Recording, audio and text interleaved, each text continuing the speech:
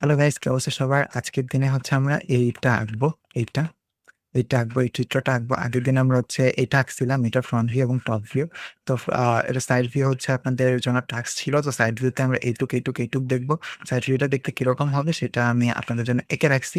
But এটা হচ্ছে আপনাদের টাস্ক ছিল। তো একটু মিলায় নেন, হইছে কিনা। যদি হয় তাহলে একটা লাভ রেট বা আ আ এটা হইছে থামস আপ বাটন দিতে পারেন।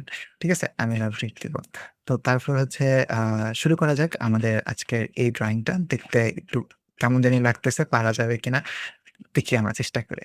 তো এখন হচ্ছে ফার্স্ট এ কি নিতে হবে? ফ্রন্ট ভিউ দিতে বলছে। তো ফ্রন্ট ভিউ এটা কান্ট্রির চিহ্ন এরকম দিচ্ছে।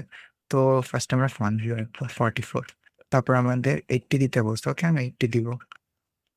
80 দিলাম। তারপর হচ্ছে কি 12 দিতে বলছে না? 12 দিতে বলছে। তারপর উপরে যে 68 দিতে বলছে। ওকে, 68 দিলাম। তারপরে কি এপাশে 12 দিতে বলছে। তো 12 দিলাম। ওকে? তারপর এইটুক কি মিশায় দিব। ওকে? আচ্ছা। তারপরে হচ্ছে এখানে কি দিতে বলছে? এখানে কি এটুক কিন্তু 12, তাই না? দেখে কিন্তু মনে হইতেছে। কারণ এতটুকু যদি 12 হয়, আর এটুকু দেখতে কিন্তু সমান লাগতেছে। যেহেতু মান দেওয়া নেই। তো সুতরাং দেখে মনে হইতেছে যে এটা এরকম। তো 12 আঁকলাম। ঠিক আছে? এখন 12 আঁকার পর কি করবো আমরা? আ এখানে হচ্ছে আমরা আটকাই দিই। তারপর আমরা হচ্ছে আরেকটা নিই। এবার এখান থেকে আমরা কি আঁকবো? এটা কি আমরা 44 দিছিলাম না? এদিকে 44, ওয়েট, 44 কই? আগে 44 দেই নাই? 136, 80 plus 12, 80 plus 40 equals to 120. 120, 120 plus 4. হ্যাঁ, ঠিক আছে তো। দিছি তো। তাহলে এখানে দেখাচ্ছে না কেন?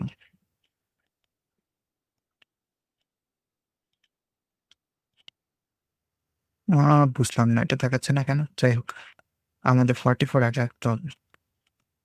ওকে, এইটুক 44। তারপরে উপরে কতটুকু? প্রফেসর দিছে 40। 40।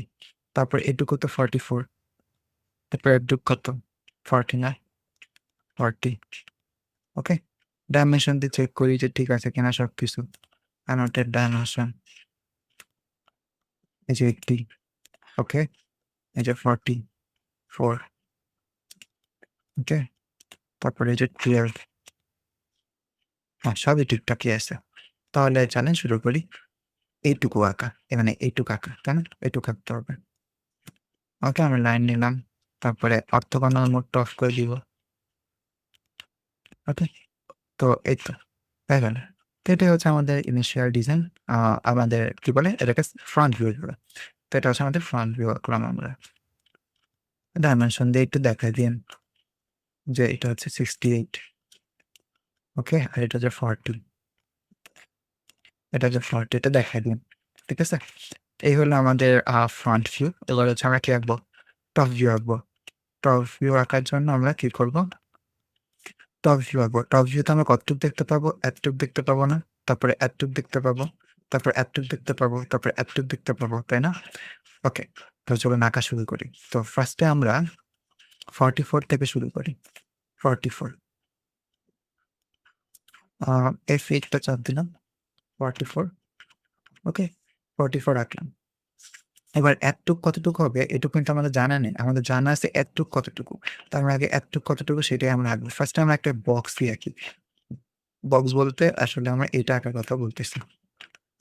44, উপরে এইটুকুও 44, এটুকুও 44। তাহলে 44 একটা বর্গক্ষেত্র আঁকবো। ঠিক আছে? বর্গক্ষেত্রের মতন, কারণ বর্গক্ষেত্রই তো 44, এটুকুও 44, এটুকুও 44, এটুকুও 44। যাই হোক। তারপরে হচ্ছে আমাদের মাঝখানে একটা পয়েন্ট, যেহেতু এটা মাঝখান বরাবর দেখতে পেতেছি, তো মাঝখান বরাবর একটা পয়েন্ট নিব। তারপর পয়েন্ট নিয়ে 8 পর্যন্ত আমরা 80 নিব। তো মাঝখান বরাবর পয়েন্ট নিব, মাঝখান বরাবর এই যে পয়েন্ট, এই পর্যন্ত আমরা 80 নিব। 80 নিলাম। এরপর হচ্ছে আমাদের এই বরাবর কত নিব? যেহেতু এটা 12, এইটুকু 12 বলছিলাম না? যেহেতু এটার মান দেওয়া নেই, আমার 12 ধরতে হবে। তাহলে এপাশে 6, এপাশে 6, যেটা মাঝখানে। ঠিক আছে? এপাশে 6 এবং এপাশে কত? এপাশেও 6, ওকে? এপাশেও 6। তারপরে এইটুক কত হবে? 68 আছে। পুরাটা 68, ক্যালকুলেটর দেখি। 68, 68 -12 ডিভাইডেড বাই 2, কেন 68 থেকে 12 টুকু বাদ দিলাম। তারপর হচ্ছে কি ডিভাইডেড বাই 2 করলাম। তাহলে এই পাশে 28, এই পাশে 28 এটা আমরা বুঝতে পারলাম। তাহলে হচ্ছে আমরা কি করব এখন? এই পাশে 28 রাখবো, এই পাশে 28 দিব, এই পাশে 28 দিব, তাই না? এই পাশে 28 দিব। ঠিক আছে? তারপরে হচ্ছে আমরা কি করব? F8 এ ক্লিক করে এটার সাথে মিশায় দিব।